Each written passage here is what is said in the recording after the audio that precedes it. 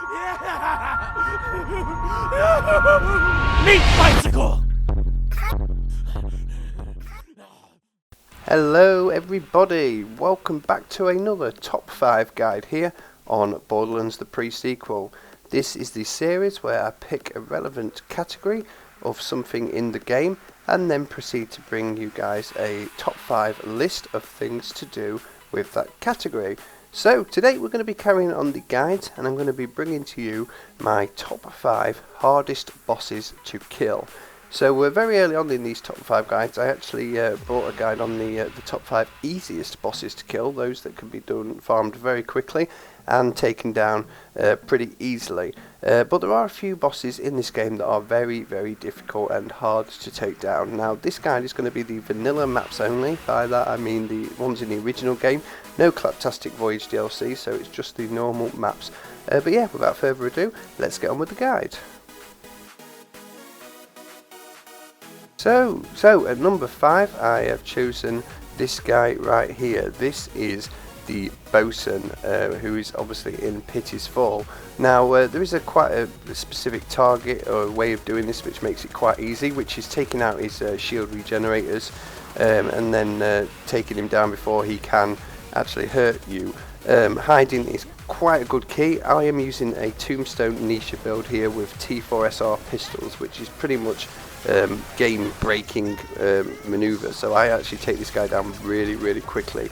But give it a go yourself, try this guy without this build and he's pretty hard, he's very powerful.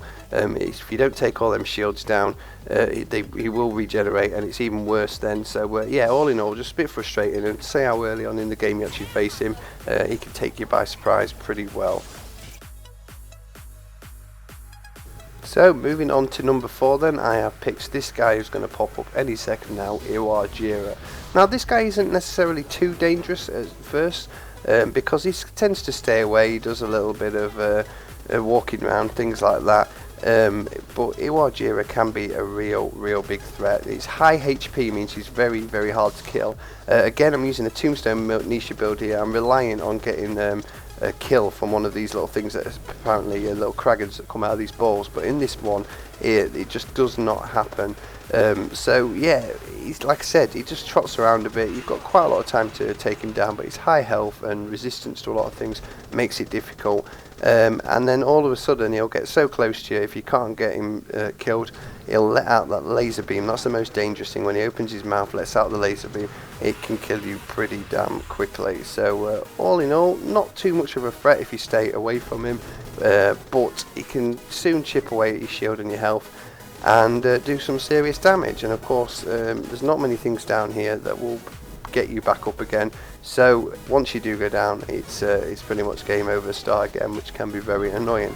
So yeah, all in all, just a combination of things. That is Jira at number 4.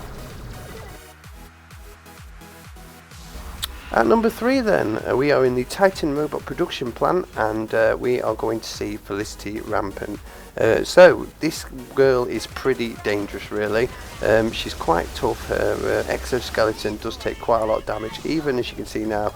I've taken her lasers out, I've triggered my Tombstone skill, which again is probably one of the best builds in the game, especially in Showdown with T4SRs, and I've barely chipped away at me with what, a third of her health.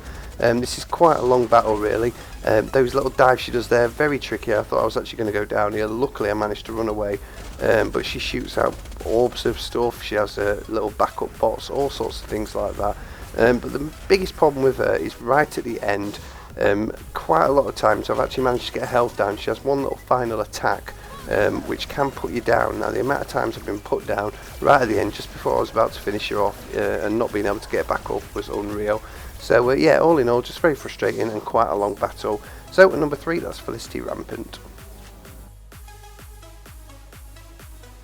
Hitting the list at number 2 then is RK5, who is a massive flying ship. Now the reason why I've chosen this guy at number 2 is it's a completely different style of enemy to what you're used to in Borderlands. Apart from maybe Rakinshu or Mothrak, yeah, you're not really used to big flying enemies like this, especially not vehicles like this spaceship right here. Now when the game first came out and people got to this stage, A lot of people could not kill this guy for hell. He is very, very tough, hard to get because he's so far away. But also, unless you, especially at lower levels, unless you've got corrosive weapons, you cannot touch him. I've seen loads of people shooting him with non-corrosive weapons, and it just took them absolutely forever. So I do recommend, especially in playthrough 1, taking in some corrosive weapons, because if not, you're going to be here for a long time. Combine trying to aim for him with all the Iridian Guardians that are around shooting things at you, swiping you. It's just quite a tough fight and a very, very long battle. So not particularly the hardest person to try and take down, just probably one of the longest in the game. So yeah, there you go. At number 2, we've got RK5. So that leaves our number 1, and it probably is no shock right here, but the Sentinel is at number 1. Purely for the end game reasons, I would have said in playthrough 1, really not the biggest problem, or playthrough 2. But Ultimate Vault Hunter mode, she is a pretty tough lady, this woman. I just reran her right here, again using the same character as I have with all of these videos. I've took the rest down reasonably easy, but this one took me 2 or 3 attempts. I can kill the Sentinel at level 70, but it's not too easy, especially her first stages. Unless I get a decent amount of tombstone kill skill, it does take a while to chip away at her first phase. Second phase is generally a lot easier if you know what to do. You've just got to aim for the face, shoot the mask off, all sorts of things like that. But it's pretty easy to go down. Again, Iridian Guardians everywhere trying to take you down, so just watch them. But it's not the fact that she's the toughest person in between waves to actually kill. It's more the fact that unlike all of the others, you've got like 6 or 7 different phases to this fight, plus fights in between with all the Arch Guardians, stuff like that. It's just a long endurance battle and takes a while. So yeah, number 1, giving it to the end game boss, the Sentinel. So there you go, guys, that is another top 5 list complete here on Borderlands 3 sequel. That was the top 5 hardest bosses to kill. Like I said, if you want to know, I've already done the easiest bosses to kill. If you want to watch that, the link will be in the description for all the top 5 guides below. So go ahead and check them out. Again, if you want to actually suggest any top 5 videos for me to cover, put them in the comments below. And of course, as always, I'd like to see your top 5 hardest bosses to kill list down in the comments below. Give me something to read. I do like looking at everyone's lists, how they differ from mine, so be sure to do that. Anyway, thank you guys for watching another top 5 guide here on pre-sequel, and yeah, I'll see you guys in the next one.